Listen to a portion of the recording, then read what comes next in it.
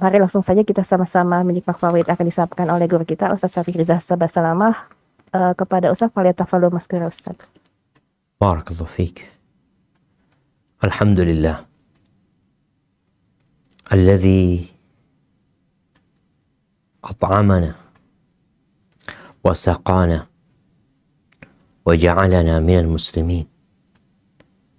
Segala puji bagi Allah Jalla Jalaluh yang telah memberikan makan kepada kita.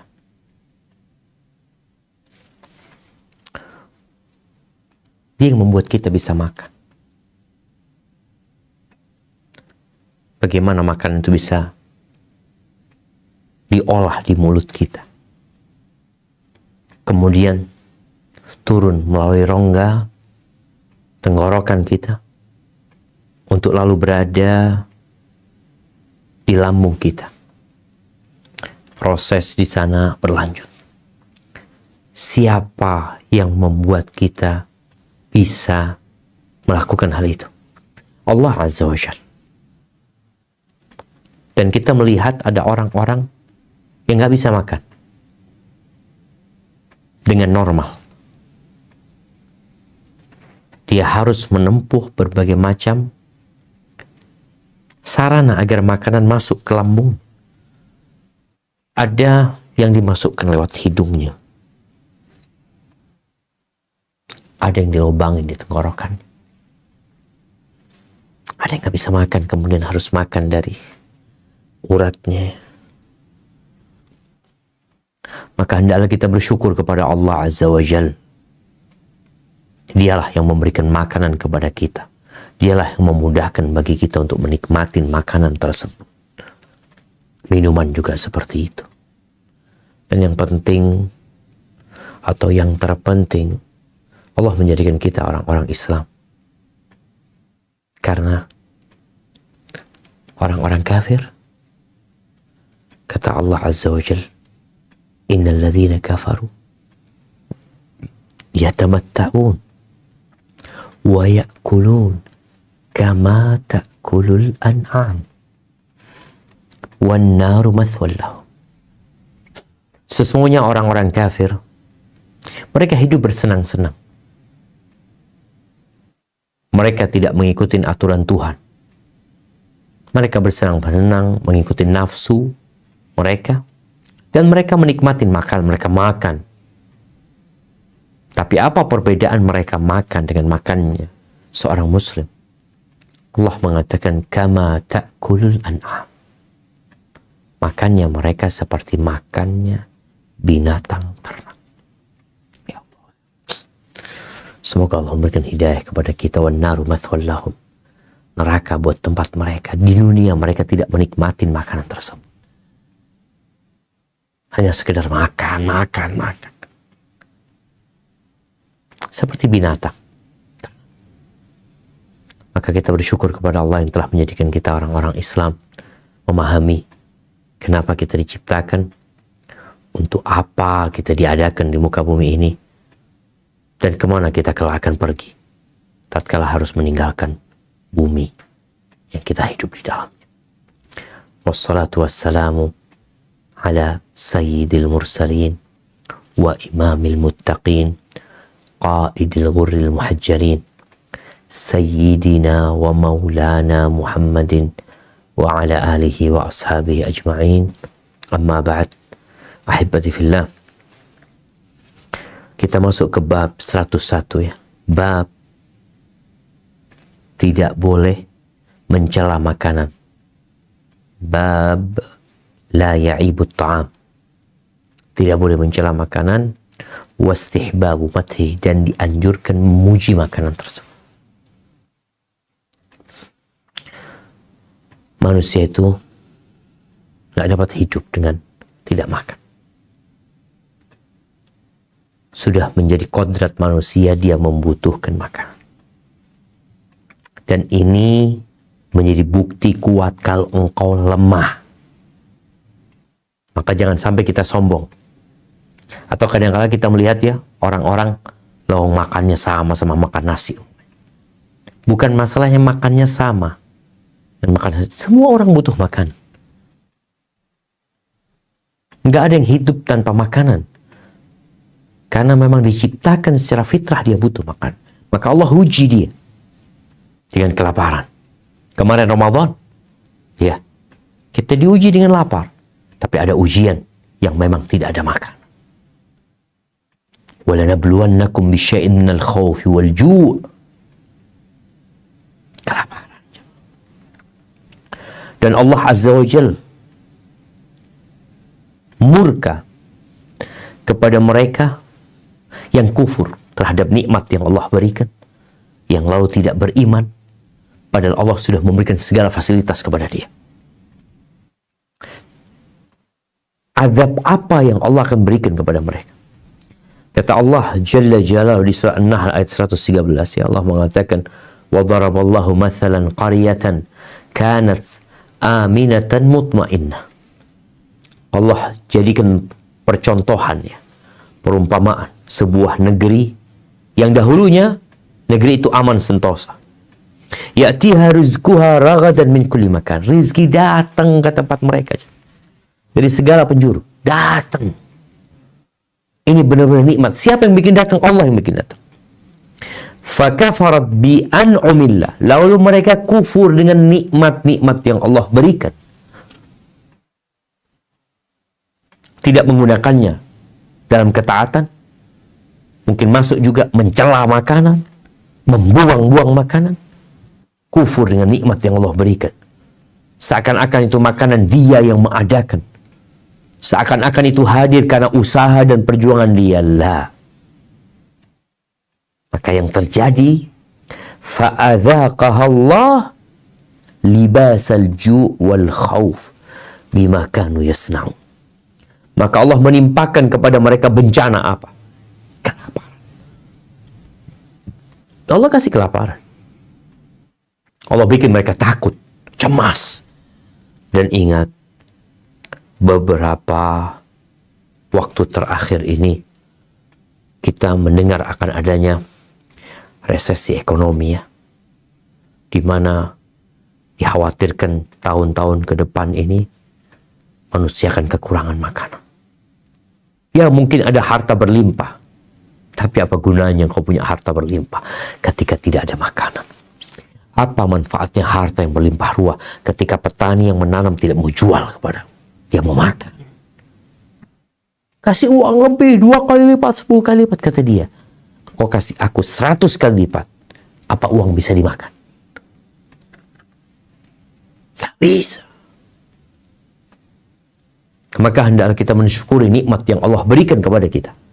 Salah satu caranya yang akan kita bahas nih, tidak mencela makanan. Sunahkan puji makanan. Oh, nggak enak, nggak suka. Nah, kita akan bahas. Nah, tafadhol kita baca bab 101. Nah.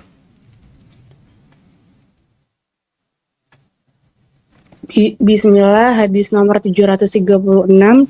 An Abi Hurairah radhiyallahu anhu qala, ma'a Rasulullah sallallahu alaihi wasallam ta'aman qattun in ishtahahu akalahu wa in karihahu tarakahu. Muttafaq alaih. Dari Abu Hurairah radhiyallahu anhu, dia berkata, Rasulullah Shallallahu alaihi wasallam tidak pernah mencela makanan sama sekali. Jika berselera, beliau memakannya, dan jika tidak menyukainya, beliau meninggalkannya. Muttafaq alaih. Allahu Akbar, ya. Jadi kalau kita bicara adab dan akhlak Rasul sallallahu alaihi wasallam, ya, memang adab yang sangat istimewa. Manusia, dia akan beranggapan adab dia baik. Bagaimana? Ya, aku kalau ada orang menghormati aku menghormati dia. Ada orang tersenyum, aku tersenyum sama dia. Ada orang berbuat baik, aku berbuat baik kepada dia. Islam enggak di atasnya itu. Ada orang berbuat buruk kepadamu, engkau balas dengan kebaikan. Ada keluarga yang memutuskan rahim, engkau sambung. Nggak peduli dia mau ngomong apa. Itu akhlak Islami. Allahu Akbar. Bicara makanan kita lihat. Bagaimana Abu Hurairah radhiyallahu ta'ala anhu mengatakan, Ma'ab. Abu Hurairah ini miskin. Kondisi sahabat pada saat itu susah. Yang tentunya mereka akan mendapati makanan-makanan yang kurang nyaman. Di masa itu dikasih kurma yang udah kering. Kurma yang kadang kala ada penghuninya. Ada yang udah makan tuh kurma. Nah, jadi Rasulullah SAW ketika disuguhkan kepada beliau makanan yang beliau tidak sukai, beliau tidak akan mengkonsumsi. Beliau nggak akan makan. Nggak perlu mencela ya. Nggak perlu mengatakan, oh makanannya kurang ini, kurang itu. Dia udah nggak mau makan ya. Tapi masih dikritisi makanannya. Ya udah, engkau nggak mau, nggak usah.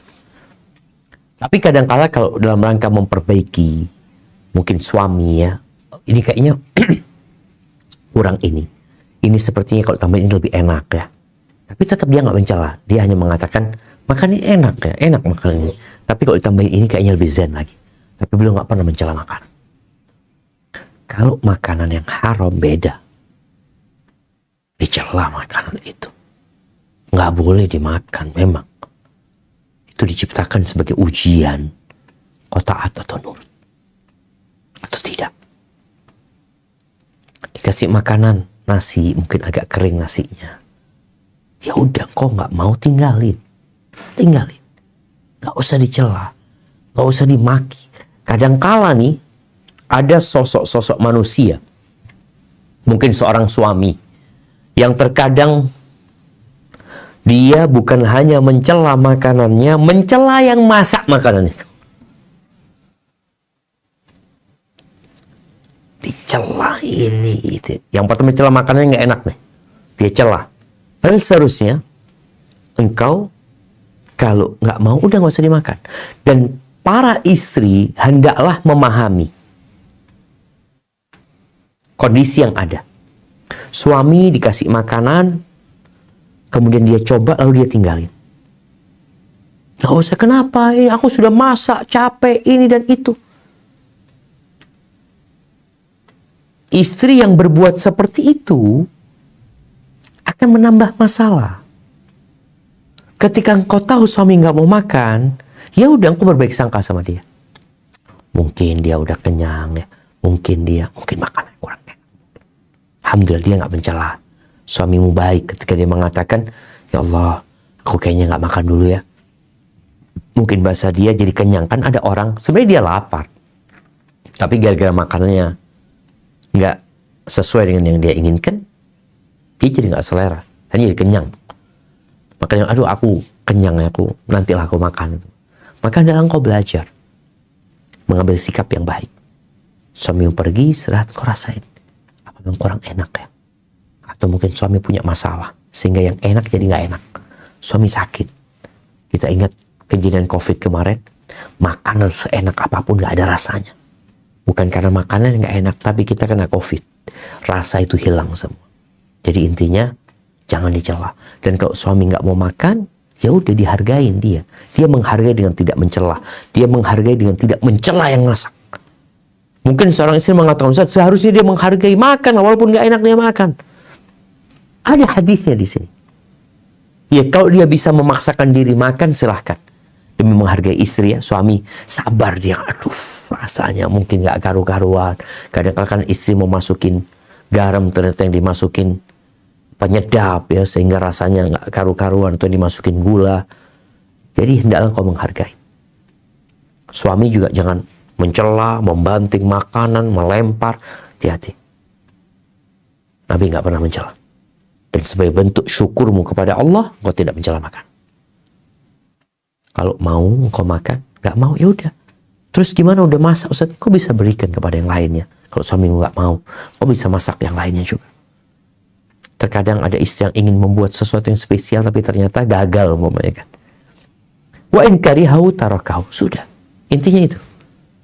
Engkau suka engkau makan, jangan dicela. engkau suka engkau makan, nggak suka ditinggalin. Ini adab sehingga tidak perlu masalah makanan menjadi penyebab pertikaian, keributan di dalam rumah. Ya udah engkau lihat aduh nggak enak, sudah diam. Barakallahu fiik. Baik. Dilanjutkan ke hadis kedua. Bismillahirrahmanirrahim. Hadis nomor 737. Wa an Jabirin radhiyallahu anhu anna Nabiyya sallallahu alaihi wasallam sa'ala ahlahul uduma faqalu ma indana illa khallun fada'a bihi faja'ala ya'kulu wa yaqulu ni'mal udumul khallu ni'mal udumu khallu riwahul Muslim. Dari Jabir radhiyallahu anhu bahwa Nabi Shallallahu alaihi wasallam pernah menanyakan lauk kepada keluarganya. Maka mereka menjawab, "Kami tidak memiliki apa-apa kecuali hanya cuka." Maka beliau pun meminta dibawakan cuka itu, lalu beliau makan dengannya seraya mengucapkan, "Senikmat-nikmat lauk adalah cuka, dan senikmat-nikmat lauk adalah cuka." Hadis riwayat Muslim. Barakallahu fikum. Iya. Subhanallah ya. Ini Rasul sallallahu alaihi wasallam ketika beliau datang bawa Jabir. Supaya kita tahu bagaimana kondisi rumahnya Nabi sallallahu alaihi wasallam. Jabir bin Abdullah dibawa sama Nabi alaihi salatu wasallam, diajak makan ke rumahnya. Sampai rumah ada roti nih. Roti ada, potongan roti ya.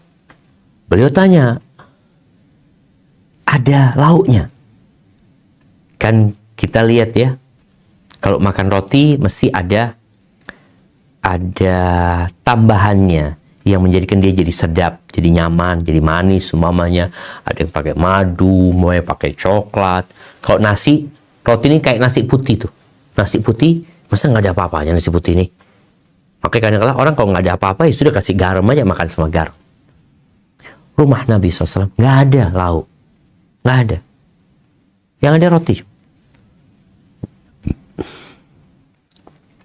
Sedangkan di rumah kita jemaah, karena kalau makanan itu sampai rusak, sampai berjamur, sampai nggak layak dimakan. Di rumah khairul bashar, manusia yang terbaik, manusia yang paling dicintai Allah Azza wa Jalla. Nggak ada kecuali cuka. Cuka. Ketika Nabi tanya, ma indana illa khal. Nggak ada ya Rasulullah. Benar nggak ada. Kecuali cuka. Subhanallah ya, anak tadi berusaha untuk membaca keutamaan cuka. Karena di sini kita lihat Nabi alaihissalam, ya udah cuka, nggak apa-apa sini. Mereka kan berpikir masa makan roti sama cuka gitu loh. Mereka tidak menyuguhkan cuka itu. Karena mereka mungkin berpikir ya cuka ini untuk masak, untuk apa, untuk kebutuhan lainnya umpamanya. Tapi kemudian Nabi SAW mengatakan nggak apa-apa cuka. Ini menunjukkan cuka bisa menjadi makanan, menjadi lauk. Faja'ala ya'kul yaqul. Beliau akhirnya makan sama Jabir. Makan roti dicelupin nih cuka ya.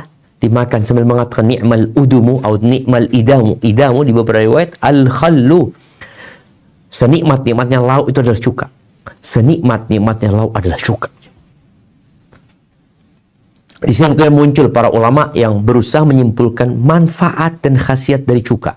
Baca, jamaah nanti baca. Banyak tuh di internet ya, akan didapat tuh apa manfaat cuka. Cuma di sini jamaah, ada satu hal yang perlu kita renungkan bersama. Bahwa seorang ketika disuguhkan sebuah makanan kepada dia, yang mungkin makanan itu ya kurang pas, maka nikmatin yang ada. Ini yang enak. Oh, kalau tambah ayam goreng, tambah apa, itu nggak ada. Itu nggak ada. Yang ada ini. Jadi seorang ketika menghadirkan, aku sedang makan ini, jadi enak. Jadi nikmat. Tapi kalau dia mulai menghayalkan, ya Allah, kalau ini pakai ayam, kalau ini pakai kambing, kalau pakai ini macam-macam, yang ada di depan mata jadi nggak nyaman. Kita lihat dia di satu sisi Nabi alaihissalam tidak pernah mencela makanan, bahkan yang terjadi beliau memuji makanan. Yang tamu menikmatin, di syarah Syekh Ibn Utsaimin menyebutkan bisa jadi cuka ini, cuka yang jadi lauk ini, cuka yang dikasih kurma dalamnya. Jadi ada rasa manisnya gitu ya. Sehingga bisa menjadi lauk. Cuka apa yang dimakan sama Nabi SAW yang mengatakan senikmat-nikmatnya? Para ulama menyebutkan bahwasanya cuka yang paling banyak pada waktu itu adalah cuka yang terbuat dari anggur atau dari kurma. Adapun cuka dari apel yang mungkin sekarang orang mengatakan cuka apel bagus ini itu, di masa Nabi SAW sepertinya sulit. Karena apel itu nggak ada di Jazirah Arab. Tumbuhnya di daerah Syam sana. Didatangkan dari sana gitu loh. Artinya sesuatu yang spesial banget. Buah itu. Dibuat dari apapun. Yang jelas seorang ketika tidak ada makanan lain yang ada engkau nikmatin. Dan engkau puji. Pujianmu membuat engkau dapat menikmatinya. Antum bisa rasakan ya. Ketika seorang mengatakan kepadamu, yuk makan. Enak ini loh. Ini enak, dia dibikin dari ini, dari itu, macam dia jelaskan sebuah makanan itu. Orang yang awalnya tidak berhasrat, yang awalnya tidak berselera, dapat penjelasan enak, ini bagus, ini itu. Sebelum makan udah enak. Sebelum dia colek gitu, Allah bismillah, aduh betul enak kata antum. Tapi coba dari awal, ini awasin, gak enak. Yang ini juga gak enak. Ini rasanya kayak gini, kayak gini. Antum yang hadir setelah dikasih penjelasan nggak enak, dicelain itu makanan, kira-kira jadi enak buat antum? Nggak enak. Maka kita perlu menumbuhkan syukur kepada Allah. Yang ada itu yang dinikmatin. Itu yang disyukurin. Itu yang dipuji. Jadi dianjurkan memuji makanan. Apalagi kalau masakan istri sendiri ya. Apalagi masakan orang tua, ini dan itu, katakan, ya Allah jazakallah khair. Zen, Masya Allah zen. Itu orang jadi senang. Selain engkau dapat menikmatin, orang yang memberi pun, nah tadi Anda sampaikan, kalau makanan dicela, biasanya yang bikin pun ikut dicela. Tapi kalau makanan dipuji, yang bikin pun akan dipuji. Maka Nabi SAW mengajarkan kepada kita untuk bersyukur kepada Allah Azza wa Jal. Yang ada engkau nikmatin. Cuma tadi kalau engkau nggak suka, ya udah mau gimana lagi, ya ditinggalin. Tapi yang ada engkau nikmatin, dan kalau engkau puji Allah, enak banget. Wallahi jamaah, makanan itu enak kapan? Ketika lapar. Ketika lapar jadi enak. Ketika engkau tidak punya masalah jadi enak. Ketika engkau tidak sakit, makanan yang sama ya, makanan yang sama. Makan itu jadi enak. Ketika yang menyuguhkan orang yang kau cintai, dan kau dapat menikmatinya. Maka ingat, ini pelajaran buat kita bersama. Engkau puji makan. Oh enak, ini roti fulan tuh enak ya. Roti ini fulan, jangan cela. Roti fulan, aduh na'udzubillah. Katakan roti fulan enak. Roti fulan kayaknya lebih enak punyanya yang ini ya. Nggak mampu memuji makanan. Apalagi tadi, kalau yang menyuguhkan makanan adalah tetangga, jangan dicela. Jangan dicela. Kalau tetangga, aduh makanan apaan tuh? Na'udzubillah, buang-buang sana. Jangan. Engkau mungkin gak suka, tapi engkau bisa berikan kepada yang lainnya. Karena ada orang yang mungkin seleranya beda-beda. Ada orang yang kasih makanan manis. Aduh, na'udzubillah, makanan apaan nih? Mungkin buat engkau gak enak. Karena engkau biasa rumah makan Padang, pedas-pedas semuanya. Kena makanan dari Jogja yang manis, engkau gak suka. Tapi sebenarnya enak itu. Cuma engkau aja seleranya yang berbeda. Maka jangan mencela. Bersyukur kepada Allah Azza wa Jalla. Ya, berbagilah. Engkau nggak suka, ya bagikan kepada yang lainnya. Boleh jadi, bukan jadi karena engkau nggak suka ya. Mungkin selera lu berbeda. Kasihkan ke orang lain. Oh, zen, jazakallah khair. Anak kadang-kadang seperti itu. Anak kasih makanan, ya Allah buat anak kurang zen makannya. Anak berikan ke teman-teman, ya ke kantor. Allah Ustaz zen. Oh, ternyata orang seleranya memang beda-beda. Barakallahu fiik. Baik, dilanjutkan.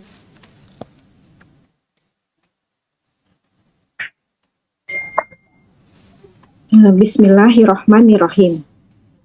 Hadis nomor 738.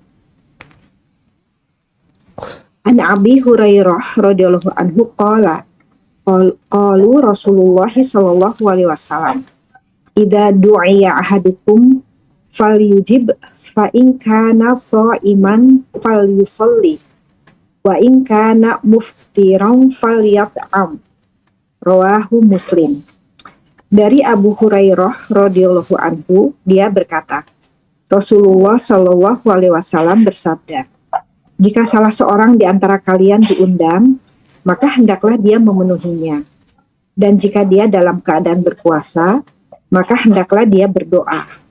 Dan jika tidak berpuasa, maka hendaklah dia makan. Hadis riwayat Muslim. Masya Allah, barakallahu fiik. Naam, ahibati fillah, ini bicara bab ini bab yang diucapkan orang-orang yang menghadiri jamuan sedang dia dalam keadaan berpuasa. Bicara undangan makan ya. Ada undangan makan yang disebabkan pernikahan, disebut dengan walimatun nikah. Ada undangan yang umum, diajak makan, tasyakuran mungkin ya, apa. Para ulama berbeda pendapat, mana sih undangan yang wajib dihadiri? Sebagian berpendapat yang wajib dihadiri hanya undangan walimah. Itu wajib dihadiri. Adapun undangan yang lainnya, ya terserah engkau. Dan kita juga jamaah melihat kalau orang yang undang kita itu, ada orang berbagi undangan sama kita, sekedar mujamalah ya, sekedar basa-basi sebenarnya. Antum hadir nggak apa-apa gitu loh. Ada yang model seperti itu. Tapi ada yang antum benar-benar diharap kehadiran antum. Maka berusaha untuk hadir. Kalau antum memang diharapkan kehadirannya, berusaha untuk hadir. Walimah sebagian mengatakan wajib. Kalau tidak ada penghalang untuk hadir ya. Tidak ada halangan. Apalagi kalau undangannya itu bukan undangan keluar kota. Kalau keluar kota, jadi nggak wajib. Taib, apa sikap kita? Subhanallah, Nabi SAW memberikan arahan kepada umatnya tentang apa yang dibutuhkan sama mereka. Nabi SAW mengatakan, "Idza du'iya ahadukum falyujib." Apabila seorang di antara kalian diundang, hendaklah dia memenuhinya. Taib. Apakah cukup hadir doang di undangan? Hadir. Saya sudah hadir, setor muka. Enggak. Fa in kana shaiman falyusalli. Kalau engkau sedang puasa, doakan. Ini menunjukkan orang yang berpuasa, ingat puasa ini ada macam-macam. Ada puasa wajib, puasa qadha umpamanya. Maka dia nggak boleh berbuka. Karena buat dia itu puasa wajib atau puasa nazar. Baik. Kalau dia puasanya puasa sunnah, maka dia punya pilihan. Dia makan atau dia tetap berpuasa. Kalau dia tetap berpuasa, maka syariatnya dia mendoakan yang mengundang dia dan sampaikan kepada dia. Antum kalau diundang makan lalu antum nggak mau makan, antum sampaikan kepada dia, afwan, ana puasa. Karena tujuannya orang undang antum supaya antum makan. Ini undangan makan ya, supaya antum makan. Oleh karena itu, Nabi Ibrahim alaihissalam ketika tamu-tamunya itu dihadirkan kepada mereka, disuguhkan kepada mereka anak sapi yang gemuk, enak tuh kayaknya jemaah. Bagi yang masak ya, keluarganya Nabi Ibrahim, ternyata tamunya nggak mau makan. Apa yang terjadi? Fa'aujasa minhum khifah. Jadi takut Nabi Ibrahim nih. Dulu orang kalau nggak mau makan biasanya niat jahat ya. Tamu kalau dikasih makan nggak mau makan, biasanya niat jahat tamu itu, mau ngerampok, mau apa kayak. Lalu dijelaskan, enggak, kami jangan takut engkau, kami ini malaikat, memang nggak makan gitu loh. Sehingga penjelasan itu membuat tuan rumah jadi tenang. Oh gitu. Makanya tadi ketika tuan rumah ngelihat antum nggak makan, antum jelaskan, afwan ya, ana bukan nggak mau makan, ana minta dibungkus saja, umpamanya ana puasa gitu loh. Ana puasa dan ini puasa Syawal terakhir ana. Kalau bukan puasa Syawal, mungkin ini Syawal udah mau berakhir umpamanya seperti. Jadi ada alasan yang menyebabkan dia untuk tetap berpuasa. Tapi juga Syekh bin Utsaimin menjelaskan, kita harus pintar-pintar ngelihat. Puasa sunnah kan bisa engkau ganti besok.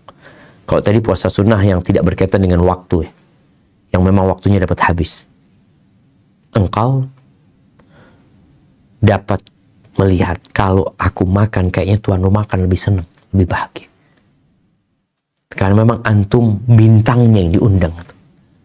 Mereka masak ini tujuannya, yang lainnya itu ikut, engkau yang diharapkan makan, maka diusahakan dia makan. Kita menimbang-nimbang antara fadilah engkau tetap berpuasa dengan fadilah engkau makan. Engkau sudah niat puasa, insya Allah ditulis ya, puasa sunnah tadi. Kemudian ketika engkau makan dan tuan rumah memang mengharapkan engkau makan, engkau akan memberikan kebahagiaan kepada mereka yang lebih, maka hendaklah engkau makan. Di sini yang hadir itu disuruh makan. Makan kau. Tuan rumah ya kadang-kadang sudah mau tafadhol, masih diam. Sampai tuan rumahnya capek kadang-kala. Ayo tafadhol, sehingga kadang-kala di beberapa tempat itu ini Nabi sudah memberikan arahan, kalau engkau nggak puasa engkau makan. Kadang-kadang tuan rumah itu harus membawa. Ayo fadhol, ayo dicoba nih makanan ini lo enak lo. Ini.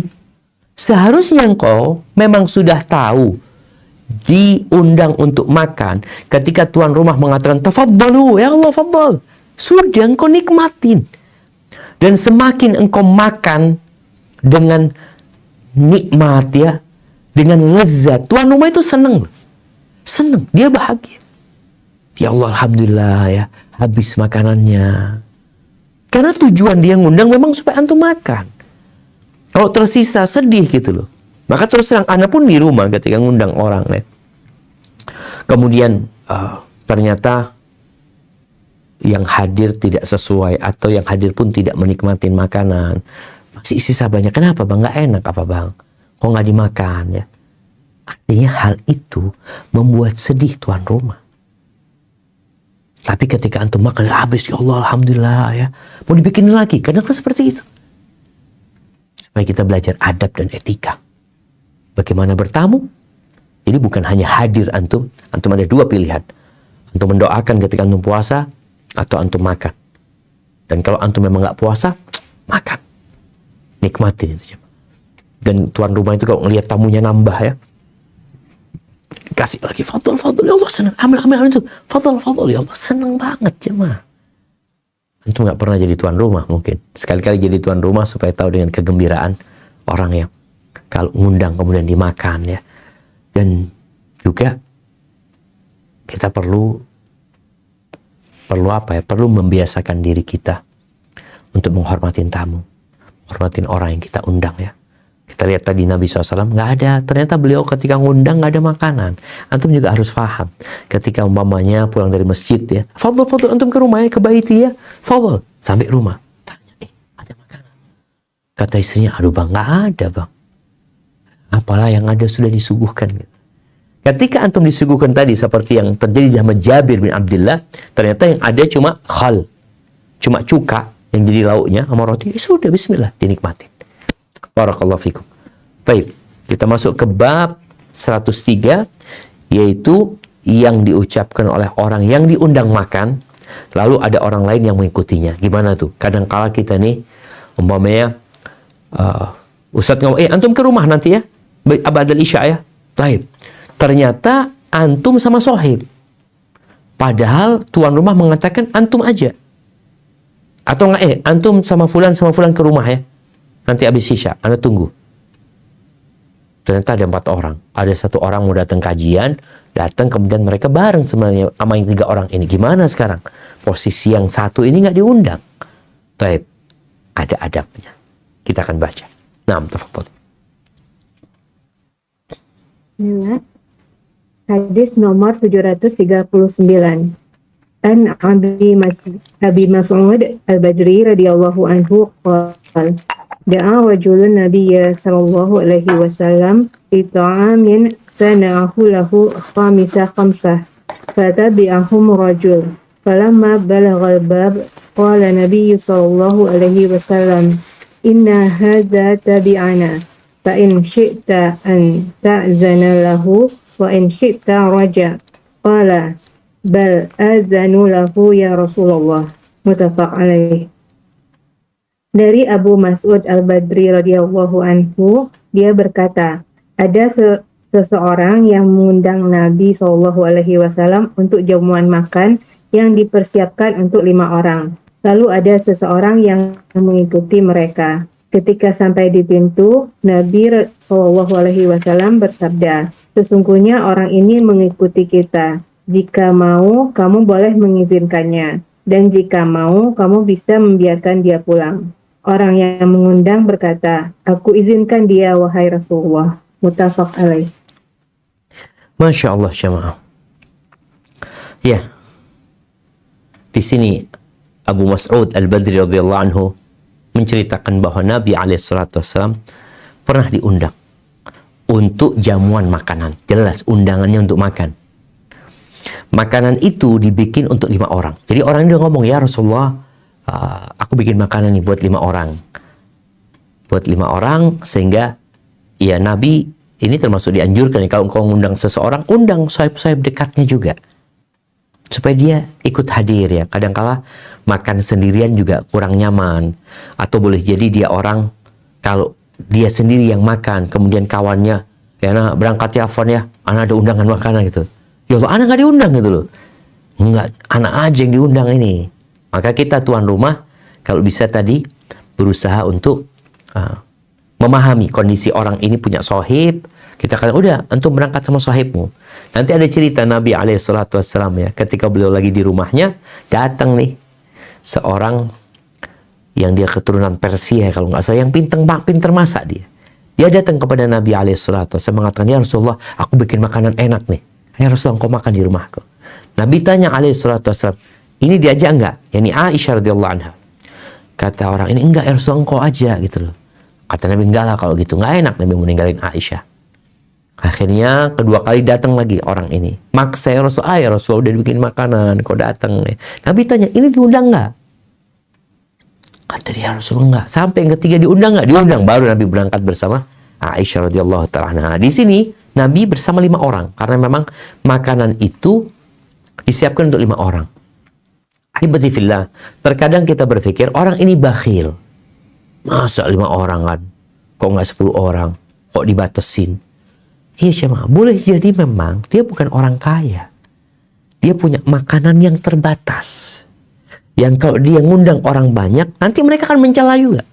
Makanan segitu ngundang orang banyak. Maka hendaklah kita berbaik sangka ketika ada yang mengundang kita dan membatasi. Mamanya Ustadz, anak undang antum Ustadz ya. Sama 3 orang lah Ustadz. Siapa sahib-sahibnya Ustadz? Ya udah 3 orang. Kan dia ngatakan 3 orang. Anak yang milihku 3 orang. Nah, di sini kejadiannya ketika mereka 5 orang diundang ini, ada satu yang ikut mereka. Boleh jadi orang ini lapar ya, maka dia ikut. Nabi SAW tidak melarang. Nabi tidak melarang. Dan Nabi tidak mencela orang ini. Karena kadang-kala sebagian kita mengatakan nggak tahu diri, nggak diundang, kok ikut gitu loh. Boleh jadi dia lapar. Boleh jadi dia lebih lapar daripada dirimu. Di sini seorang muslim adalah berbaik sangka. Nabi nggak melarang orang ini. Tapi Nabi tahu adabnya. Nabi hendak mengajarkan adab itu. Falamma balaghal bab, ketika sampai ke pintu, berarti disambut Nabi oleh tuan rumah. Ini dianjurkan kita juga menyambut tamu ya, ketika tamunya datang dibukakan pintu, ahlan wa sahlan, kaif halak, dipersilahkan duduk, ini itu. Ini ketika sampai ke pintu dan Nabi berjumpa alaihi salatu wasallam dengan pemilik rumah ini, beliau mengatakan, inna hadza tabi'ana. Orang ini ngikutin kami. Tahu kita diundang makan, dia ikut sama kami. Fa in syi'ta an ta'dzan lahu wa in syi'ta raja. Kalau engkau menghendaki, engkau izinkan dia untuk bergabung sama kita. Tapi kalau enggak, ya dia akan pulang. Berarti Nabi SAW mungkin juga menyampaikan kepada orang ini, ketika dia mau ikut, engkau ikut ya, tapi nanti aku izinkan dulu. Kalau engkau dikasih izin, baru engkau masuk. Kalau enggak, engkau pulang. Oh iya, nggak apa-apa. Kan kadang-kadang seperti itu, jemaah. Artinya orang ini siap untuk pulang, tuan rumah diperbolehkan menolak dia. Terkadang di sini terjadi suudzon atau terjadi kita mencela. Ini orang ya Allah nggak tahu diri. Kok kesian dia kan lapar kok nggak diizinin. Nggak apa-apa. Itu haknya dia. Makanya ketika kita datang ke rumah seseorang jemaah, sampai Allah mengatakan kita disuruh izin ya masuk ke rumah orang. Wa idza qila lakum irji'u farji'u huwa azka lakum. Kalau dikatakan kepada kalian orang yang lagi sedang sibuk, orang yang sedang istirahat, orang yang sedang ada kerjaan, kalian pulang kalian. Enggak dicela yang punya rumah itu, enggak. Engkau yang harusnya tahu diri.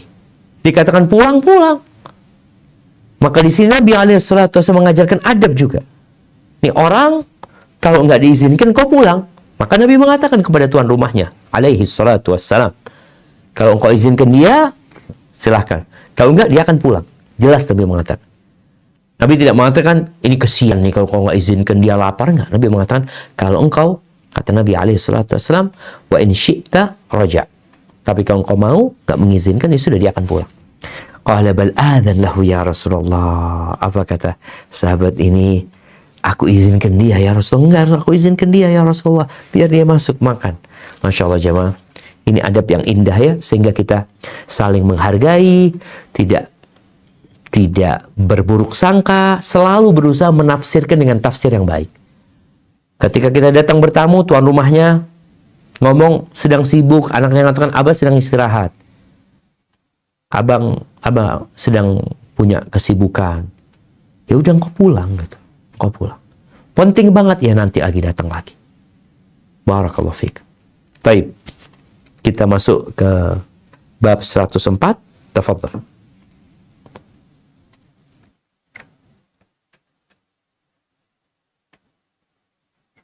Bismillah. Hadis nomor 740. An Umar bin Abi Salamah radhiyallahu anhuma qala kuntu ghulaman fi hijri Rasulillah sallallahu alaihi wasallam wa kanat yadi atisu fis sahfati faqala li Rasulullah sallallahu alaihi wasallam ya ghulamu samillaha ta'ala wa kul yaminika Biyaminika. wakul biyaminika wakul mimma yalika muttafaq alaih. Dari Umar bin Abi Salamah radhiyallahu anhu, dia berkata, ketika aku masih kecil dan berada di bawah asuhan Rasulullah sallallahu alaihi wasallam, tangan saya pernah menjulur ke tempat makanan.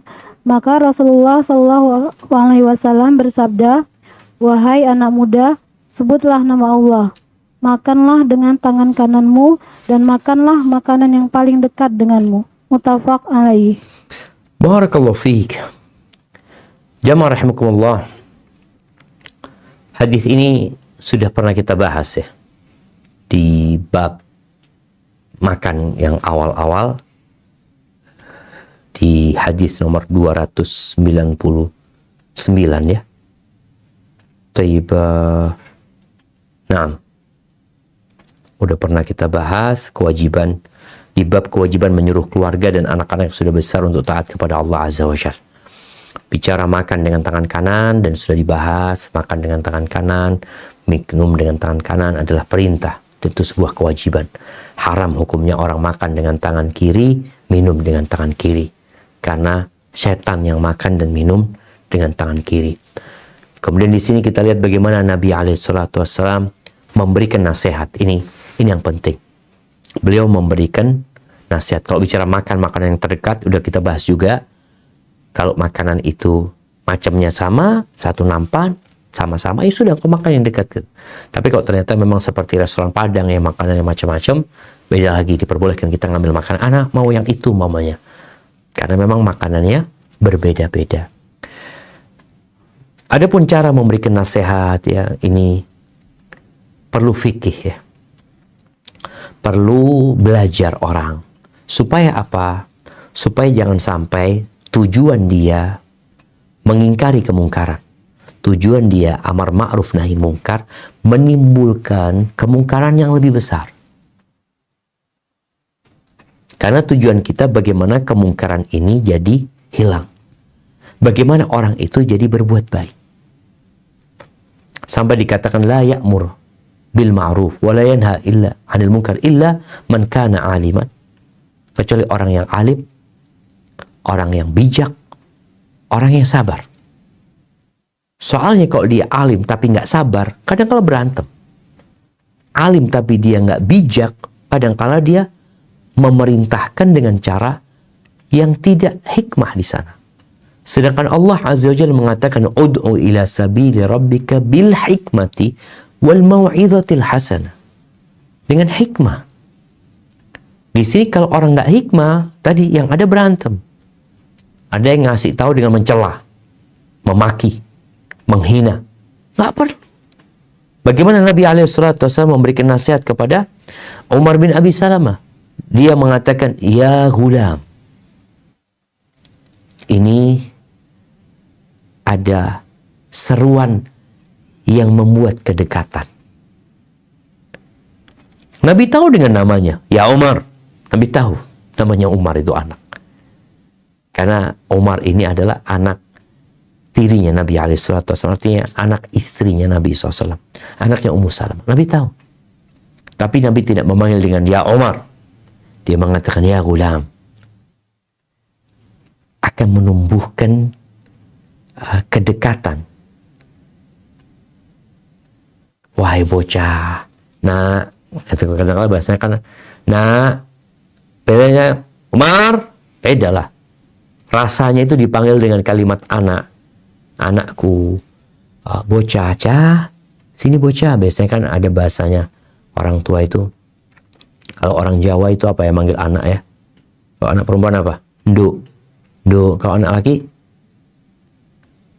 Panggil apa biasanya? Hah? Le. Le, tuli. Tapi ini bahasa ya gulam ini menunjukkan kedekatan yang memanggil dengan yang dipanggil. Sehingga dia nyaman. Nak, dipanggil nak, mau seperti itu. Nak, ya, insyaallah. Nabi ya gulam, samillah. Nah, baca bismillah nak kalau makan. Wakul biyamaik, makan dengan tangan kananmu. Kadang-kadang kan anak itu, ya anak lihat anak-anak sekarang kadang-kala dua tangannya ikut makan. Ini ngambil, ini masuk. Nah, kita ajarin. Kul biyaminik, makan dengan tangan kananmu. Wakul mimma yalik, dan makanlah yang dekat sama engkau. Jadi perlu kita memberikan nasihat. Memang kadang-kala jamaah di beberapa majelis itu ada kondisi-kondisi yang Allahu a'lam bishawab ya. Terkadang kita perlu menunda. Jadi mengingkari kemungkaran itu kan ada kondisi di depan orang banyak. Kalau kita ingkari di depan orang banyak, dikhawatirkan dia malah nggak mau mendengarin. Tapi boleh jadi nggak ada masalah kita kasih nasihat orang itu kalau memang orang itu melakukan kesalahan. Seperti yang akan kita bahas di hadis selanjutnya. Nabi menyampaikan di depan orang.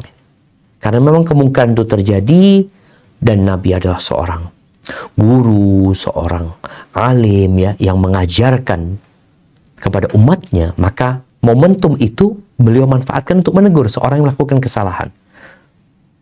Sebagaimana Nabi menegur Umar bin Abi Salamah, ada orang yang ditegur yang nggak mau nurut. Nah, kita akan lihat. Nah, di hadis 741. Silahkan baca.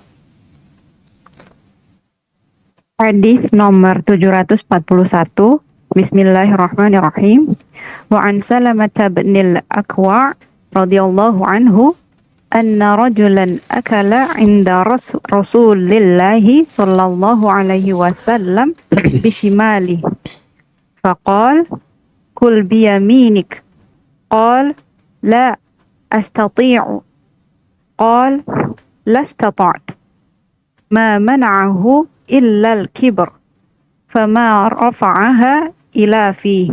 Rawahu Muslim. Dari Salamah bin Al-Akwa radhiyallahu anhu bahwasanya ada seseorang yang makan di sisi Rasulullah Shallallahu alaihi wasallam dengan menggunakan tangan kirinya, maka beliau bersabda, "Makanlah dengan tangan kananmu." "Tidak bisa," jawab orang itu. Beliau pun mengatakan, "Kamu tidak akan pernah bisa." Tidak ada yang menghalanginya menggunakan tangan kanan kecuali sikap sombong. Akhirnya orang itu tidak dapat mengangkat tangannya ke mulutnya. Hadis riwayat Muslim. Subhanallah jemaah. Jangan meremehkan sunnah. Jangan. Ada sebagian orang yang kidal, yang sudah terbiasa dengan tangan kirinya. Ditambah lagi pendidikan orang tua yang tidak benar. Sehingga anak itu yang seharusnya bisa makan dengan tangan kanan, minum dengan tangan kanan, bahkan menulis dengan tangan kanan, memberi, mengambil dengan tangan kanan, akhirnya semua dengan tangan kiri. Kebiasaan. Dan kita tahu, pendapat yang rajih, wajib makan dengan tangan kanan, bukan anjuran. Fadol kalau engkau mau makan tangan kiri kanan boleh. Enggak. Setan yang makan dengan tangan kiri. Ini Nabi SAW makan dengan seseorang, dilihat dia makan sama tangan kiri. Mungkin memang dia kidal, bukan dia sengaja makan dengan tangan kiri, tapi boleh jadi kebiasaan dia tangan kiri. Maka Nabi SAW melihat itu, beliau mengatakan, Kul biyaminika. Makanlah dengan tangan kananmu. Qala la astati. Nggak bisa aku. Nggak bisa. Apa kata Nabi SAW? La stata'ta. Semoga nggak bisa. Benar jemaah. Lumpuh tangan kanannya. Tangan kanannya lumpuh. Apa kata Nabi SAW? Ma mana'ahu illa al-kibir. Tidak ada yang menghalangi dia kecuali karena sombong. Dan kita tahu sombong itu apa? Batarul haqq wa ghamtun nas. Menolak kebenaran dan meremehkan orang lain. Ini biasanya terjadi sama orang-orang hati-hati ya. Ya nggak semuanya. Tadi yang makan dengan tangan kiri, kasih nasihat. Yang meremehkan orang, aduh, engkau nggak perlu kalau ngasih nasihat aku lah. Menolak kebenaran dan meremehkan orang lain. Akhirnya gara-gara itu lumpuh di tangan kanan. Nggak bisa ngangkat tangan kanan jemaah. Padahal dia sebenarnya bisa. Cuma dia nggak mau tadi. Maka karena kesombongan membuat dia diazab. Ahibbatifillah. Berhati-hati kalau datang kepadamu perintah Allah, perintah Rasulnya, agungkan perintah itu. Allah menyebutkan tentang sikap orang-orang beriman.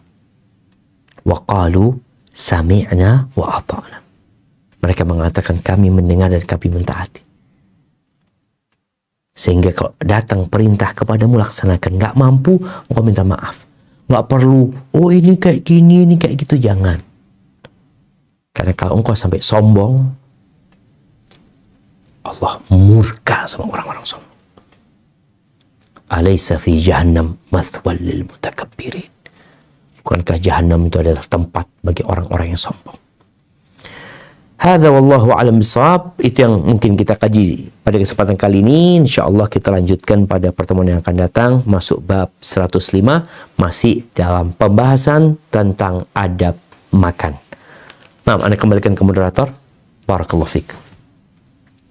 Kalau Ustaz, kami ucapkan sekali lagi jazakallahu khair wa taufikum. Ustaz telah memberikan fawaid tausiah wasilah ilmu nasihat penjelasan dari kitab Syarah Riyadhus Shalihin karya Imam An-Nawawi rahimahullah pada hari ini. Dan seperti biasa sebelum masuk ke sesi kedua yaitu sesi tanya jawab, kami Guru Muslimah, Guru Muskat ingin mengucapkan terima kasih juga kepada channel-channel dan media sunnah yang terus menyiarkan merilai kajian pada hari ini, yaitu selain Guru Muskat kita ada Sapa Muslim, Marhaban TV, Kans Media Sunnah, Sunnah Jalan Pasir TV. Sekali lagi jazakumullah khair wa barakallahu. Alhamdulillah sudah ada masuk beberapa pertanyaan kepada kami. Tafadhali mungkin Uktirah bisa memulai pertanyaannya. Jazakallahu khair, Budias. Assalamualaikum warahmatullahi wabarakatuh, Ustaz. Waalaikumsalam warahmatullahi wabarakatuh. Naam, tafadhali, barakallahu fiik. Ya, Ustaz. Pertanyaannya mengenai hadis yang nomor 739, Ustaz, di mana Nabi memberikan pilihan kepada tuan rumah untuk boleh menyuruh orang yang ikut tersebut pulang. Apakah ini tidak bertentangan dengan kewajiban kita ketika sudah ada tamu dan kita sudah membukakan pintu, kita wajib memuliakan dan menjamunya, Ustaz? Kalau nggak salah dulu pernah mendapatkan kajian seperti itu, kalau kita sudah bukakan pintu kita wajib untuk menjamu tamu tersebut, gitu, Ustaz. Masya Allah. Jazakallahu khair. Barakallahu fiikum. Baik, ahbabti fillah, yang pertama ada perbedaan antara tamu dan orang yang datang ziarah. Tamu itu yang dimaksud dalam hadis-hadis yang kita berkewajiban untuk melayaninya, menjamunya semalam ya atau 3 malam seperti itu dengan makanan yang istimewa, itu tamu yang safar, tamu yang datang dari luar kota, yang mereka datang memang nggak ada tempat dia. Ini lagi para ulama membicarakan tamu dulu beda dengan tamu sekarang ya. Di zaman dulu tuh nggak ada hotel, nggak ada guest house ya, nggak ada restoran, nggak ada sudah. Kayak sekarang kalau berangkat ke kampung, ke desa di pegunungan umpamanya, nggak ada. Mau tinggal di mana dia? Mau makan di mana dia? Di kampung itu nggak ada warung masih jamaah. Karena orang masih masak masing-masing. Terus nggak ada tempat tinggal, tempat untuk bermalam. Maka di sini diwajibkan untuk menghormatin tamu tadi. Ketika dia datang, kita hormatin. Maka sebenarnya mengatakan itu kalau kondisinya seperti dulu. Yang dibacakan dalam hadis tadi itu orang yang ziarah sebenarnya, undangan. Jadi sebenarnya penamaan mereka tamu itu ya penamaan yang melebihi penggunaan yang sebenarnya. Tapi sudah biasa dikatakan tamu. Padahal enggak, dia seorang pengunjung saja. Kadang-kadang tetangga yang ke rumah kita hanya butuh 3 menit, umpamanya butuh 10 menit. Tapi kalau tadi tamu yang harus dihargain itu adalah tamu yang memang datang dari luar kota dengan kondisi seperti yang tadi disebutkan. Kalau yang dari dalam kota, Allah mengatakan, yang tadi kita bacakan ayatnya, wa idza qila lakum irji'u farji'u. Kalau dikatakan kepada kalian pulang, pulang kalian. Itu tadi bukan tamu, tapi orang yang datang ke rumah kawannya, sohibnya, yang dia dari dalam kota itu sendiri, bukan musafir gitu ya. Hadza wallahu a'lam bissawab. Barakallahu fiik Ustaz. Mungkin sebelum memulai pertanyaan kedua, bagi yang sudah raisen bisa mendrop terlebih dahulu pertanyaannya. Bagi yang belum mendrop pertanyaannya, nanti insya Allah bisa bertanya langsung kepada Ustaz Zuna jika memungkinkan waktunya insya Allah. Mungkin yang kedua, tafadholi dari Sentul, kalau ada pertanyaan bisa langsung unmute Ukti Muktia atau Ukti Nunu. Bismillahirrahmanirrahim. Assalamualaikum warahmatullahi wabarakatuh. Waalaikumsalam warahmatullahi wabarakatuh. Naam, tafadhali. Barakallahu fiik. Ustadz izin bertanya mengenai dulu waktu mungkin sekitar kuliah atau ya ada lazim lah di kalangan mahasiswa gitu, mungkin terutama yang rantau, ada praktek yang lazim itu katanya kalau mau perbaikan gizi itu datang ke tempat walimah, jadi bermodal baju batik sama amplop kosong gitu, jadinya supaya untuk bisa numpang makan gitu ceritanya. Nah, bagaimana praktek seperti ini Ustadz? Masya Allah. Nah, jamaah. Jazakallah. Masya Allah, barakallah. Jadi mereka nggak diundang tuh sebenarnya? Jadi enggak, jadi cuman ngelihat ada mungkin janur kuning atau apa gitu, di mana aja pokoknya datang. Ada amplop kosong gitu untuk dimasukin ke tempat uang itu, terus ya udah aja numpang makan di situ gitu. Subhanallah jamaah. Ya, ini menunjukkan lagi bahwa makanan itu sesuatu yang sangat dibutuhkan oleh manusia. Tapi apa hukumnya bagi orang yang datang ke undangan baik walimah atau lainnya, ternyata dia tidak diundang? Haram hukum. Haram. Makanya tadi Nabi SAW memintakan izin. Ini makanan punya orang. Artinya pertanyaan, kalau ada makanan milik orang, engkau makan, dosa enggak? Dosa engkau. Kecuali engkau dikasih izin. Jadi bagaimana sekarang kondisi kalau tadi dikatakan mahasiswa atau santri ya, kita memang seneng banget lah kalau ada walimah ya. Karena itu dikatakan perbaikan gizi, kita makan yang lebih enak lagi. Tapi ketahuilah, kalau ternyata engkau makan makanan orang lain tanpa pengetahuan orang lain dan tanpa izin orang itu buat engkau telah makan haram. Bagaimana taubatnya? Syarat tobat, menyesali, meninggalkan, bertekad untuk tidak mengulangi, dan engkau minta dihalalkan sama pemilik makanan tersebut. Minta dihalalkan. Islam ini menghargai hak milik orang lain. Engkau datang. Ya gimana Ustaz sekarang itu waktu mahasiswa dulu Ustaz? Yang kau cari tahu lah. Kalau ternyata engkau dulu kuliah mau di Jember dan engkau tahu tempat mana yang engkau datang ke sana, apalagi tadi modal baju batik, biasanya kan yang dekat-dekat ketahuan ya. Assalamualaikum, ahlan wa sahlan ya. Sedangkan engkau makan milik orang lain, engkau minta maaf, minta dihalalkan. Kalau perlu diganti, kau ganti. Tapi kalau nggak ketahuan, Ustaz, Anda nggak tahu Ustaz ya, engkau harus berusaha pertama. Karena pada hari kiamat orang itu akan menjumpaimu. Dia punya hak yang engkau ambil. Walaupun dia nggak tahu. Tapi ada dalam catatan bahwasanya engkau fulan makan makanannya fulan tanpa izin. Maka sebelum itu terjadi pada hari kiamat, kata Nabi SAW, فَلْيَتَحَلَّلْ مِنْهُ الْيَوْمِ. Hari ini dia minta dihalalkan, hari ini. Karena nanti nggak ada lagi engkau bisa tebus dengan uang, kirim makanan, nggak ada. Tapi kalau ternyata udah nggak ketemu, engkau berusaha, engkau sodakoh. Senilai yang kau makan kira-kira untuk fakir miskin, tapi dengan niatan buat orang yang punya makanan yang kau telah makan. Hadza wallahu a'lam bissawab. Nah. Barakallahu fiik, semoga sudah menjawab pertanyaannya Mbak Mutia. Tafadhali, mungkin yang sudah resen Anda persilakan untuk Ummu Ayu Nadia. Tafadhali Ukti.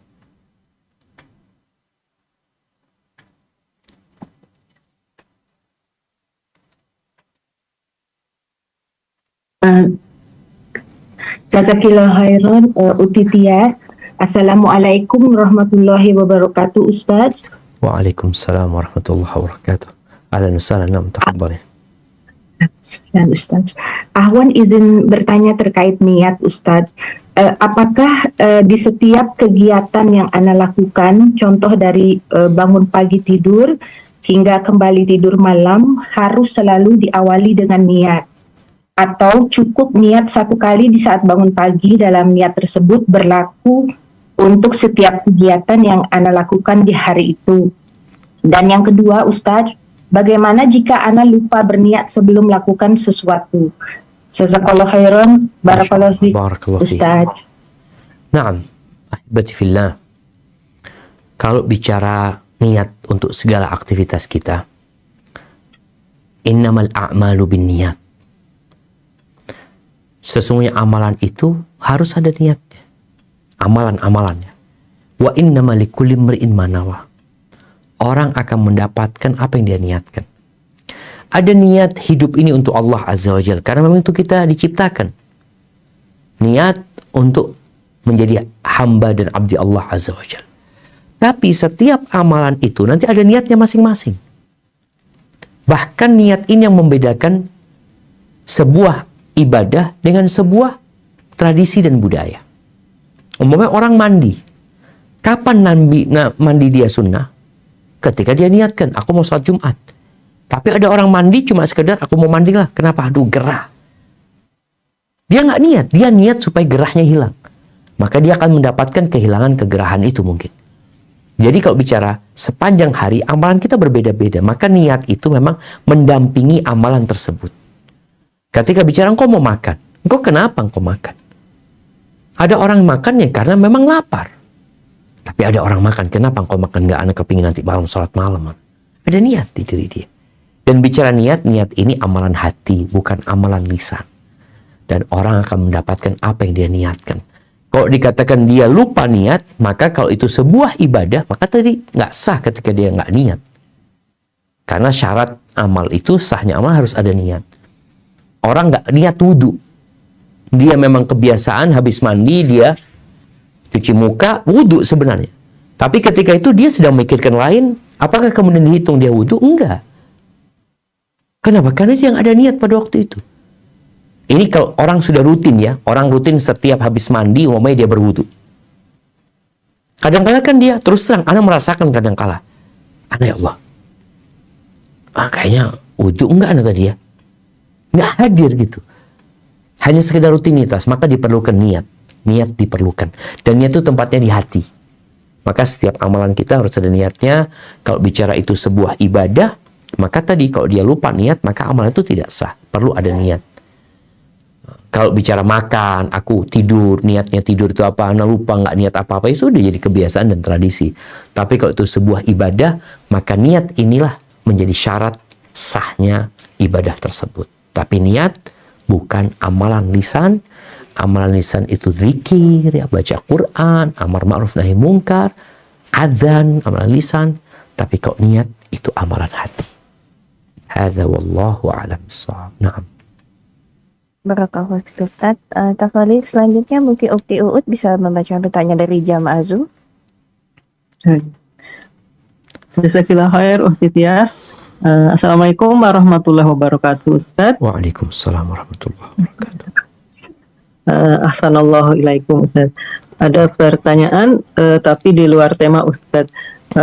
Bagaimanakah hukumnya jika zakat mal itu kita berikan kepada seseorang untuk berangkat umroh Ustaz? Apakah itu masuknya fisabilillah? Kemudian yang kedua Ustaz, apakah batasan dalam bersosial media yang termasuk ghibah? Apakah kalau kita membaca kabar seseorang termasuk ghibah juga Ustaz? Jazakumullah khair. Barakallahu fikum. Nah, barakallahu fikum. Ahibati fillah, kalau bicara zakat mal, kita udah tahu yang Allah sebutkan di surat At-Taubah ayat 60, siapa yang berhak mendapatkan zakat mal. Kalau engkau memberikan, Allah sebutkan innamas shadaqatu lil fuqara wal masakin, ya. Kalau engkau berikan uang itu kepada orang miskin, nih, aku kasih zakat 50 juta. Kau berangkat umroh lah. Oh, itu hak dia, boleh dia. Dia mau berangkat umroh. Tapi bukan diberangkatkan umroh orang itu. Karena haknya dia adalah harta. Diberikan kepada dia. Kalau bicara apakah boleh kita memberangkatkan orang dengan zakat mal, dan itu masuk pos fisabilillah. Fisabilillah, jumhur ulama berpendapat fisabilillah itu adalah berperang di jalan Allah Azza wa Jalla. Itu. Adapun ibadah-ibadah lain masuk fisabilillah, tidak. Ada yang berpendapat bahwasanya yang masuk fisabilillah itu juga dakwah umpamanya. Jadi untuk memberangkatkan para mahasiswa untuk berdakwah di sebuah pedalaman, atau para ustadz untuk berdakwah dibekali dengan uang zakat, kemudian seperti itu. Ini ada khilaf di antara para ulama, ya. Walaupun sebagian berpendapat semua yang di situ ada unsur menegakkan syiar Allah, ya. Tadi ada unsur dakwah diperbolehkan, ada lagi yang memasukkan haji, tapi yang pendapat yang lebih kuat, insya Allah fisabilillah itu untuk berkaitan jihad, peperangan, berperang di jalan Allah Azza wa Jalla. Itu. Kemudian berkaitan dengan apa pertanyaan kedua tadi, lupa? Tentang poin-poin batasan ghibah dalam sosial media Ustaz. Siap. Yes. Barakallahu fiik. Begini, kalau kita di majelis, ya, di majelis yang orang itu menyampaikan keburukan orang lain, ya. Karena kita tahu ghibah itu dzikruka akhaka bima yakrah. Yang disebut ghibah itu engkau menyebut keburukan saudaramu. Engkau menyebut. Kalau kita hadir di majelis, kita tidak termasuk yang menyebut. Tapi kita hadir di majelis itu. Kita baca nih, loh kok tahu-tahu ini ngomongin fulan-fulan, ya. Apa yang harus kau lakukan? Kau menghindar dari tempat itu. Atau engkau keluar dari grup tersebut. Atau engkau tutup grup tersebut. Dan yang lebih baik memang kita memberikan nasihat. Lalu kita tahu ada berita-berita tentang keburukan orang-orang fasik. Jadi orang-orang fasik ini kehormatannya tidak terjaga karena dia sendiri yang membongkar kehormatan dia. Kalau menyebutkan bahwasanya ghibah yang diperbolehkan itu ada 6. Salah satunya adalah wa mujahirin fisqan. Orang yang berbuat dosa terang-terangan, dosa besar dia umbar dosa itu. Ya ketika diomongkan sama orang enggak jadi ghibah. Kenapa? Memang dia sendiri yang ngumbar dosa-dosa dia, keburukan dia. Bahkan ada yang suka memang cari sensasi dia umpamanya seperti itu. Enggak termasuk ghibah. Hadza wallahu a'lam bissawab. Barakallahu fikum Ustaz. Insyaallah ada pertanyaan yang cukup panjang dari Lubuk Linggau. Izin untuk membacakan pertanyaannya. Mungkin masih di luar tema Ustaz. Saya sudah menikah. Qadarullah diajak suami untuk tinggal bersama orang tua suami karena belum punya rumah sendiri. Dalam keseharian mertua saya sangatlah baik dan merangkul sekali, sehingga saya juga tidak sulit untuk mengikuti kebiasaan keluarga suami. Namun ada kalanya dalam beberapa hal, saya merasa jika ibu mertua saya masih ikut andil dalam perkara rumah tangga kami. Terkadang saya merasa kurang sejalan dengan keputusan suami karena tidak bisa berkata tidak kepada ibunya, tetapi tidak bisa menyampaikan kata hati saya. Suami lebih mendengarkan ibunya ketimbang menilik kondisi dan situasi keluarga kecil kami, sehingga suami seringkali berkorban untuk memenuhi kepentingan keluarganya. Saya merasa sedih dan kasihan terhadap suami saya. Apakah saya berdosa memiliki rasa yang demikian dalam hati saya? Mohon nasihatnya Ustadz, bagaimana seharusnya saya bersikap? Jazakallahu khair. Terima kasih pertanyaannya. Masya Allah, barakallahu fiik. Barakallahu laki fi ahliki ya. Semoga yang bertanya diberkahi di keluarganya ya. Ketahuilah bahwa hidup ini ujian. Seorang sebelum menikah, dia diuji menjadi seorang jomblo. Ketika dia menikah, dia diuji menjadi seorang istri, dia diuji menjadi seorang ibu, dia diuji menjadi seorang menantu, diuji menjadi seorang ipar, lebih banyak lagi, lebih kompleks lagi ujian dia. Kalau bicara tadi, ya orang tua baik, mertua baik, ya Alhamdulillah. Tinggal bagaimana menjaga kebaikan itu. Kalau dikatakan dia punya kekurangan, dia mungkin intervensi, pernah masuk dalam urusan-urusan di keluarga kecil ini, maka sabarlah dengan kau melihat kepada kelebihannya. Kita nggak akan bisa hidup dengan seorang yang sempurna, nggak ada ceritanya. Maka engkau sabarlah. Kalau dikatakan tadi seorang suami lebih memilih mencukupi keinginan-keinginan orang tuanya, selama dia tidak menelantarkanmu, insya Allah suami sudah benar gitu loh. Artinya memang nafkah, dia wajib memberikan nafkah kepada istrinya. Kalau nafkah dia berikan kepada istrinya, sandang, pangan, papan, dan kebutuhan sudah dipenuhin, maka suami nggak zalim. Kalau dia lebih mengutamakan ibunya, itu termasuk kebaktian dia kepada ibunya, kau sabar. Dengan harapan semoga anak-anakmu nanti berbakti kepadamu seperti suamimu berbakti kepada orang tuanya. Kemudian doa menjadi senjata yang paling ampuh agar Allah memberikan hasanah fid dunya wa fil akhirati hasanah wa qina adzabannar. Jadi bagaimana mungkin suami tadi lebih condong ke sana, nggak apa-apa. Kau katakan bang nggak apa-apa, dukung dia. Dia sampaikan, oke bang, engkau perhatikan ibu ya, yang penting kita yang cukup lah, alhamdulillah nggak apa-apa.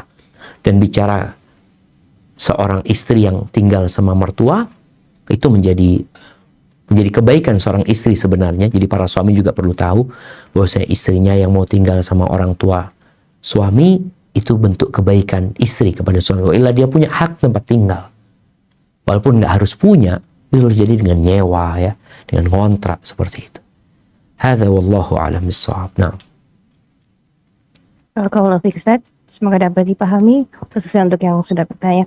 Masih ada pertanyaan, Ustadz, sepertinya ini cukup urgent dari jamaah Guroba Muskat.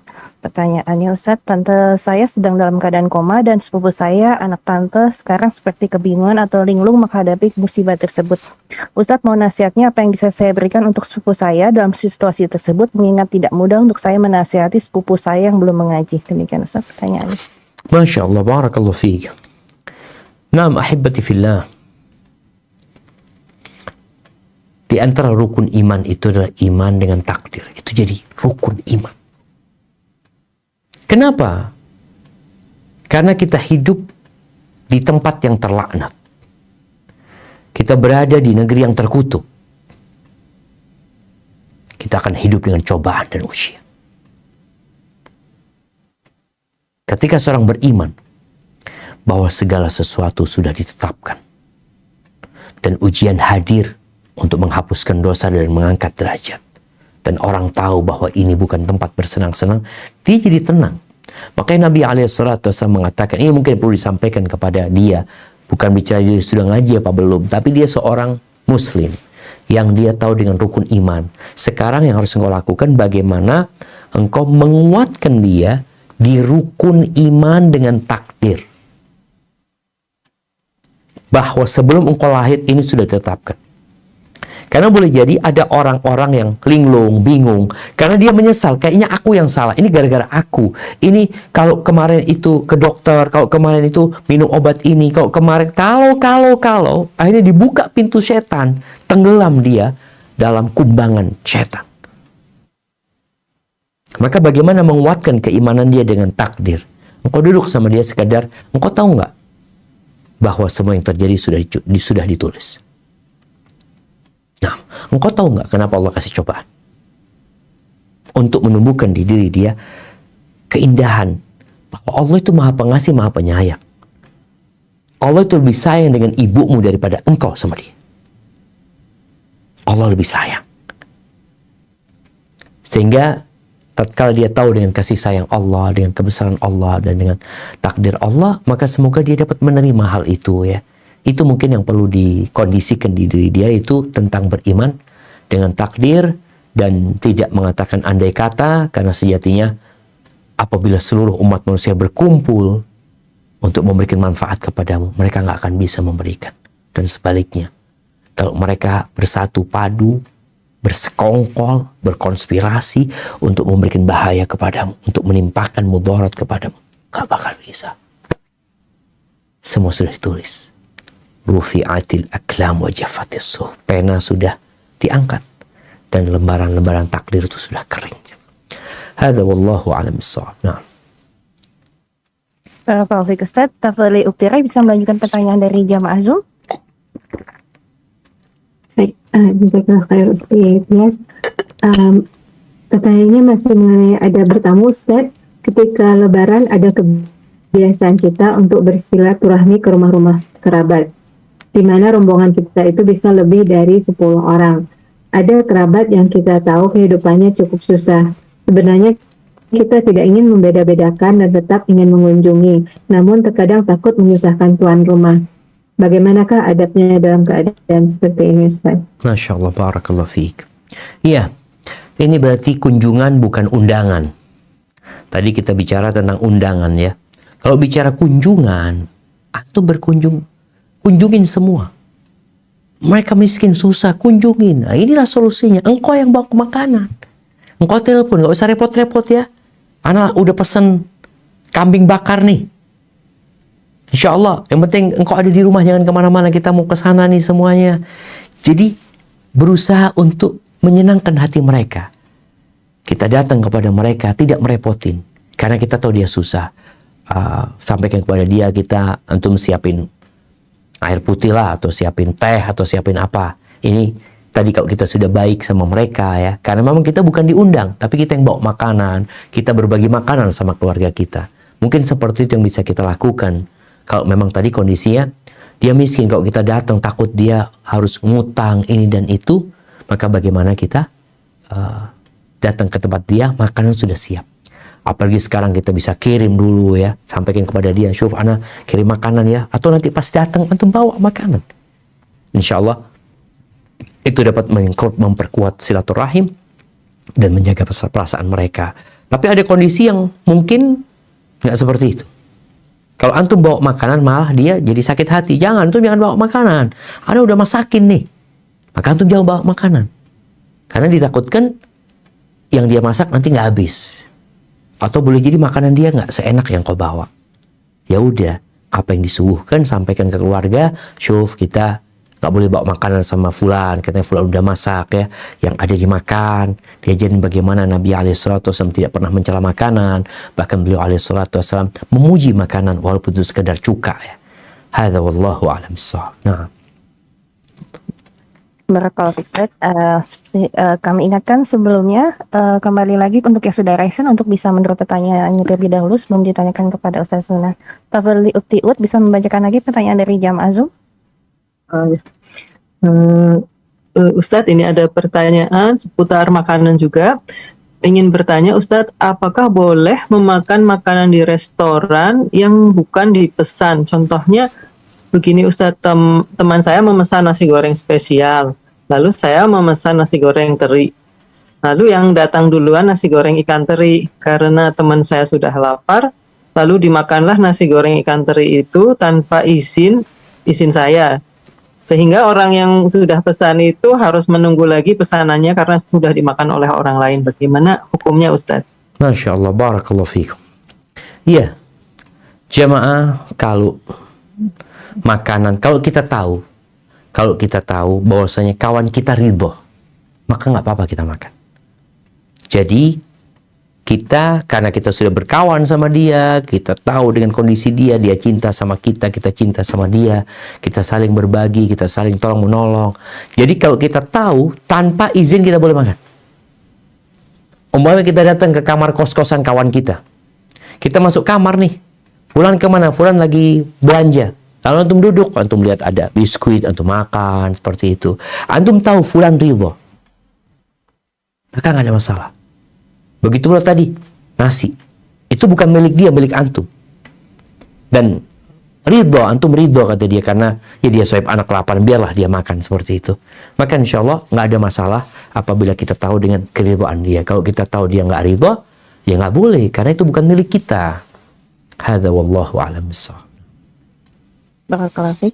Tafadhali Ukti Ummu Danis bisa meng-unmute dan bertanya kepada Ustaz Zunai. Assalamualaikum warahmatullahi wabarakatuh. Waalaikumsalam warahmatullahi wabarakatuh. Ahlan wa sahlan. Naam, tafadhali. Barakallahu fiik. Ya, Ahwan, Ustaz ingin bertanya, berapa waktu yang lalu di gang perumahan saya ada acara halal bihalal. Saya tidak bisa ikut dikarenakan pada hari Sabtu tersebut ada jadwal anak ke dokter. Kemudian saya juga tidak ikut acara tersebut dikarenakan sedang membayar puasa Ramadan. Suami saya puasa sunnah Syawal. Nah, acaranya itu setelah lepas zuhur. Tapi saya kan ke dokternya itu ternyata sore. Akhirnya saya membawakan buah ke tempat di gang tersebut makan-makan. Tapi saya tidak hadir, Ustadz. Itu bagaimana? Apakah saya salah? Terus yang kedua, Ustadz, Afwan, di tempat saya kan kadang-kadang sore ibu-ibu suka ngumpul ya Ustadz ya, ngopi, ngeteh gitu. Tapi pas saya ini habis ngantar anak-anak ngaji, jemput anak-anak ngaji, kadang saya cuma melambaikan tangan terus saya masuk ke rumah. Itu bagaimana Ustadz? Syukran, jazakallah khair. Masya Allah, barakallahu fiik. Naam jamaah. Ini kembali tentang bagaimana kita bermuamalah dengan tetangga kita ya. Kemudian bagaimana tatkala kita diundang sama mereka. Tadi udah kita bahas bahwasanya undangan yang wajib dihadiri adalah walimah. Walaupun ada yang berpendapat semua undangan, jamuan, makan kita perlu hadir ya, selama undangan itu tidak mengandung unsur kemaksiatan kepada Allah Azza wa Jal. Tapi tadi kalau memang nggak bisa hadir karena kondisi disebutkan anak-anak ada urusan lah, ada yang menghalangi dia sehingga dia tidak bisa hadir, maka insya Allah nggak ada masalah. Namun tadi kan disebutkan sore kita kirim makan terus kita tinggal. Mungkin sebaiknya kita kalau memang masih ada orang yang kumpul di sana, duduk di sana, kita ngobrol, nggak ada masalah dengan tetangga-tetangga kita. Atau kalau tadi disebutkan juga berkaitan dengan ada tetangga-tetangga yang ngerumpi, yang duduk ngopi atau apa, kita melambaikan tangan, ya nggak ada masalah. Yang penting tadi kita berusaha untuk menjaga hubungan baik dengan mereka. Kalau mereka ingin kita duduk sama mereka, maka sekali-kali kau duduk sama mereka. Selama yang mereka bicarakan hal yang baik ya, selama mereka tidak ngalor ngidul dan kau punya waktu untuk itu, silahkan. Ini termasuk kita menjaga hubungan baik dengan tetangga kita. Mungkin kaitannya bukan berkaitan dengan masalah undangan ya, tapi ajakan. Kadang-kadang kan mereka ngajak, ayolah duduk di sini loh, seperti itu. Nabi SAW ketika melihat para sahabatnya duduk di jalan, beliau kasih nasihat, kalian jangan duduk di jalanan, kata dia. Maka kata para sahabat, ya Rasulullah alaikassalatu wassalam, malana buddun min majalisina. Nggak ada, kita mau, itu tempat duduk kita, sudah, kata dia. Oh, kalau seperti itu, berikan hak-hak jalanan. Jadi jalan itu punya hak ya. Itu mungkin perlu diingatkan buat teman-teman yang mereka kumpul-kumpul di jalanan umpamanya. Tapi paling tidak kita tetap berusaha menjaga hubungan baik dengan tetangga, berbagi dengan tetangga, sehingga mereka tahu kita bukan orang yang anti tetangga, tapi kita orang yang sebenarnya peduli sama mereka. Hadza wallahu a'lam bissawab. Kayaknya pertanyaan terakhir. Nah. Oh, tadinya malah mau ditutup Ustaz. Pertanyaan terakhir ya sebenarnya. Ya Ustaz. Tafadhali Tiras bisa menyampaikan pertanyaan terakhir ya. Nah, baik Ustaz. Ini dari jamaah Zoom. Assalamualaikum Ustaz. Izin bertanya bagaimana cara saya menjelaskan kepada orang tua saya, terutama ayah, mengenai aurat. Saya sering sekali menjelaskan kepadanya mengenai aurat perempuan dan bahkan membacakan Al-Quran beserta artinya. Namun beliau tetap saja ketika sedang di rumah membuka seluruh pintu rumah, bahkan horden untuk yang membatasi pandangan antara ruang tamu dan ruang keluarga. Sementara ketika keluar rumah, itu bercadar Ustadz, tapi ketika di rumah keluar dari kamar mandi kadang terkejut karena pintu-pintu dibuka sehingga tetangga bisa melihat isi rumah. Bagaimana cara saya membuat ayah saya bisa mengerti mengenai hal ini Ustadz? Padahal dia orangnya yang rajin sekali sholat dan membaca Al-Quran. Masya Allah, Masya Allah. Iya jemaah. Kadang-kala ada orang yang nantang memang, yang ketika dikasih tahu dia malah dia tambah jadi gitu. Artinya kalau tadi orang tuanya adalah orang yang taat sebenarnya baca Quran, tapi dia baca dia nggak urusan. Ya didoakan orang tuanya, didoakan orang tuanya, dan engkau yang ambil sikap. Apa sikapmu? Ya sudah, engkau keluar kamar mandi, engkau tahu orang tuamu seperti itu, engkau yang tutup aurat. Karena memang rumah itu kekuasaan orang tua. Engkau yang harus bisa jaga diri, sambil terus didoakan orang tua, atau mungkin engkau tulis surat buat orang tua. Tulis surat, kadang-kadang ngomong nggak didengerin ya, karena merasa siapa engkau seperti itu. Tapi engkau tulis surat sama orang tua, sampaikan terima kasihmu kepada ayah yang sudah mendampingimu, ya membesarkanmu, merawatmu, lalu engkau minta maaf karena belum bisa berbakti, lalu terakhir engkau mohon. Dan semoga orang tua mau. Tapi kalau ternyata orang tua tetap, ya engkau yang jaga diri. Hadza wallahu a'lam bissawab. Itu yang dapat Anda sampaikan, kurang lebihnya mohon maaf. Anda kembalikan ke moderator. Jazakillah khairan. Jazakallah khair Ustaz.